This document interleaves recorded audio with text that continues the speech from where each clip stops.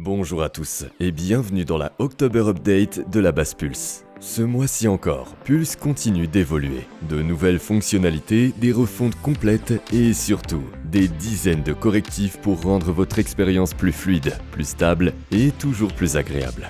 Mais avant tout, un grand merci à nos clients. Vos retours, vos suggestions et vos messages nous motivent à faire toujours mieux.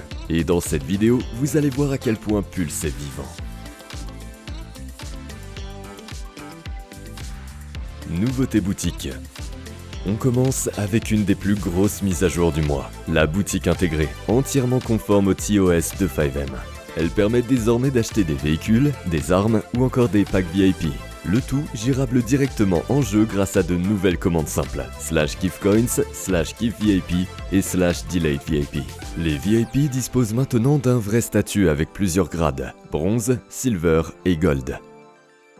Système de propriété et gestion. Côté immobilier, tout a été refait de zéro. Les ventes, les factures, les notifications, tout est désormais stable, clair et parfaitement fonctionnel. Le système de props a aussi été revu, avec de nouveaux packs complets, meubles, décorations, gaming et bien plus encore. Interaction et gameplay. Les interactions entre joueurs ont été optimisées pour plus de fluidité. De nouvelles conditions rendent les actions plus cohérentes. Par exemple, menotter n'apparaît que si vous possédez des menottes, et prendre en otage uniquement si vous avez une arme compatible. Un ajout important, une demande de confirmation avant de porter un joueur pour éviter toute mauvaise manipulation. Système bancaire et interface. Le système bancaire a été corrigé et amélioré visuellement. Les banques et distributeurs disposent désormais d'un fond flou et d'une interface retravaillée pour un rendu beaucoup plus professionnel. Territoire, staff et administration. Côté staff et territoire, de nombreuses refontes. Menus repensés, meilleure stabilité et nouvelles options dans le menu admin, comme la gestion directe des VIP et des coins. Les reports ont retrouvé leur son de notification et le système de véhicules pour staff est désormais complet. Choix du garage, gestion du prix et assignation à un joueur ou une entreprise. Activités et contenu RP.